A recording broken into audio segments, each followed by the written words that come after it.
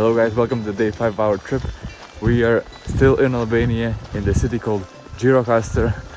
Really cool place. It's raining today, but we are still moving, still traveling, because what's the point of being at home? So welcome on this video. My friends are behind me. We're exploring the city. No people because everyone is hiding inside, but we can't resist this. Let's go.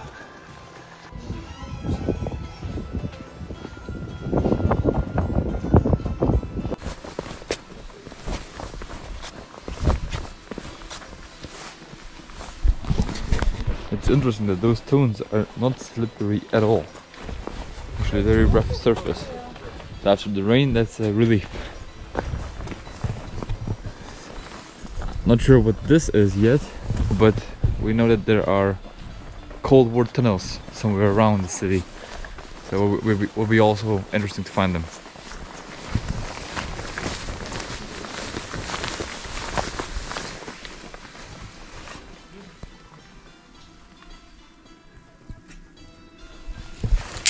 Garbage everywhere.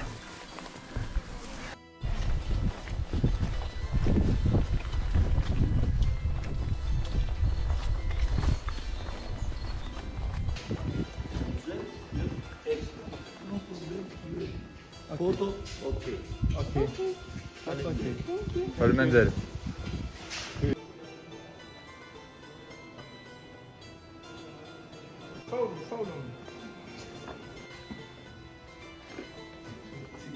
So we have just climbed all the way up to a historical center, Gjirokastra, which is also UNESCO World Heritage, as actually the whole city.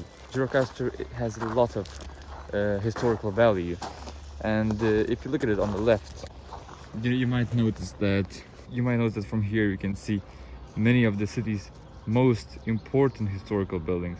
They bear testimony to a type of urban architecture typical of the classical Ottoman period. So this is also the reason why this would look familiar to the city that we visited on the second day of our trip. It's a city called Berat. So this was also built through Ottoman era since 15th century, and this is what we have here. But what is different about this is that this place was also very popular among very wealthy families. So right there, right here actually, this house for example, this one, and some of these, and of course that one, looks different than what we see here, right? Because that's where all the people, where all the craftsmen lived, and that was for wealthy. So they have huge houses, and during the season you can also visit them, and there are actually people, the family members who lived at that time, and they can tell the story, how it was, how it looked, daily life in those super big, wealthy, prestigious places. And because the place is closed now, what I read is that those wealthy people came here because they came here for safety. They knew that they have this whole castle that will protect them, so strong military, if I can say that like that, so strong army, and but they still had bunkers in their houses, just in case. They were always ready to, go into the bunker and defend themselves as long as they need to. The reason why I'm saying that is that the life in Albania throughout the history were never easy. There was always uncertainty, there was always risk. People often felt insecure going through different regimes, and even those who were wealthy, who were able to escape to go to more rural areas or epicenters of the war, they still felt insecure. They still built bunkers in their houses, under their houses, and as you can tell, they wanted to be all the way on top, so that they're protected, or they have the most time to defend themselves while the enemies invading the city. And the weather also changed, and now it's like super nice and sunny. I mean, not still cloudy, but now it's warm, and I had two jackets to bring, like rainproof stuff and everything. But yeah, what's also unique about this place, besides streets and center, and the Ottoman this architecture is that this Gjirokastra has a variety of or let's say remains through from very different eras. So for example, you know, we have a castle right here, and then we have inside we have, let's say, tanks from fascist period, and we have statues from communist era, and now right in front of me we have a plane that seems like US force. If you can read it right here, it says force, that's R, so that's maybe Air Force, could be US Air Force or something like that. The symbol, yeah, so this is definitely US airplane, which you can tell by the symbol of it. My girlfriend's reading some information about it, so maybe she's also willing to share something.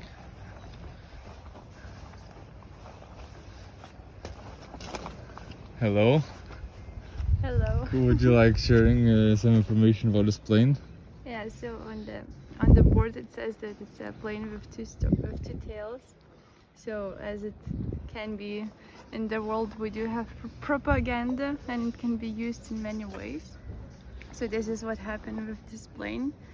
So there's a fact, and then there's the US version and the Albanian communist regime version. So the true fact, what happened, that in 1957 it landed in Rina airport, which is close by Tirana. And then later what happened, that the soldier who landed this plane, who flew it there, he just spent several weeks in Albania, and then he left back to the US, and the aircraft remained in Albania. And then in the 70s, the aircraft was just brought here for display in the Arms Museum and in the castle. So this is the fact. And the US version was that the plane was flying from France to Italy, and it got lost in a fog, and the plane just landed in Albania. Yeah. Oh, he was also like running low on fuel, and then he was lost in the fog, and then he just came here, which is a bit strange because France and Italy, like Albania, is not in the middle of those countries. So yeah, probably it was a very big fog. And then the Albanian communist regime version was that it was broadcasted by the radio, is that Albania spotted this aircraft above the Albanian land, and it forced to land in Albania because of the safety and something. It doesn't specify that fact. So yeah, there's two versions, and then there's the fact, and both sides lied. So what is the reason to tell all those different stories? Probably just to control the people in the country, so you can manipulate and let's say spread the lies for your own good. And as we learned that many, let's say, people who were in power in Albania, they really like to control. They really liked it to control people who lived there, because yeah, this is how it was. And then they saw this plane, and then they decided, okay, we can show our power, you know, by forcing the US aircraft to land on Albanian land, and then, you know, show, oh, you know, how strong we landed the US plane. And yeah, something it means, I don't know what it did specifically, but they just decided to do it. And yeah, I feel it's still happening, you know, in the world, that propaganda is spreading, and we need to be careful with the information we're consuming. Yeah, guys, so be careful.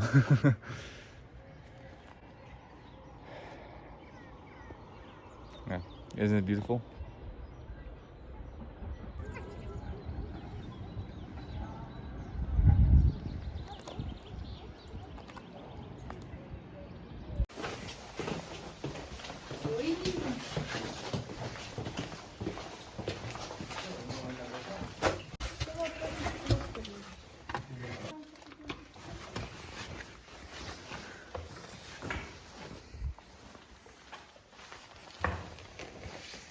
So this used to be a jail.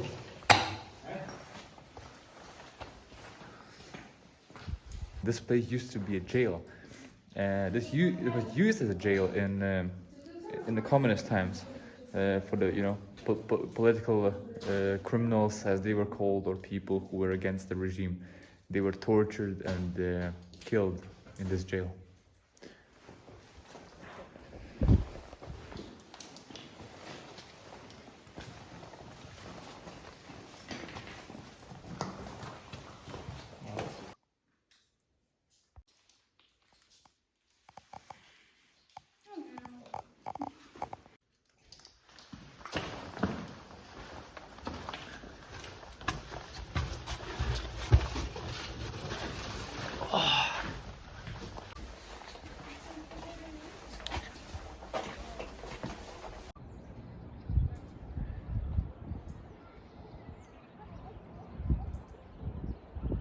Even though some houses are restored and maintained better than the others, overall, I think it's super cool to have places that that we still were able to preserve throughout years, and really,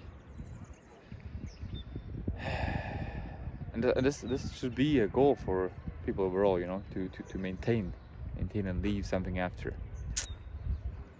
So that's why it's a bit sad to think about what's happening currently in 2022 and in Ukraine especially. Yeah, so this is one of the houses that was showing all the way up the valley, and as you can see, they were really belonging to the wealthy people. However, they always felt insecure because of the thieves and those who were going after their wealth.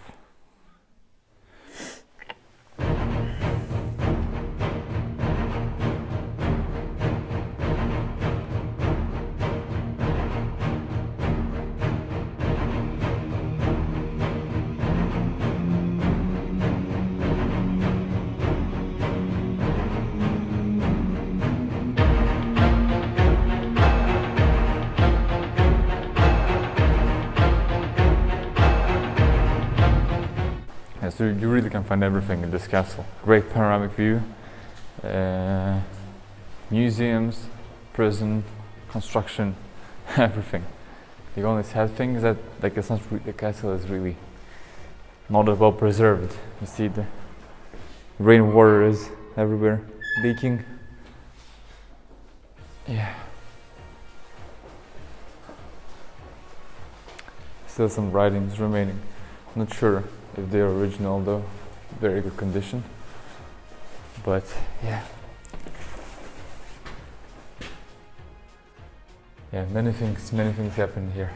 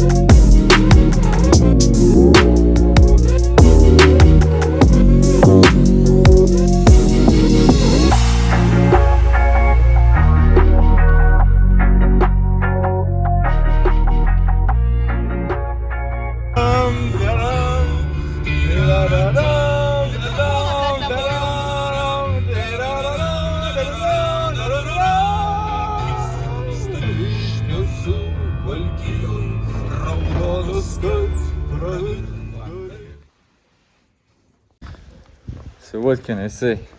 We have our new home again.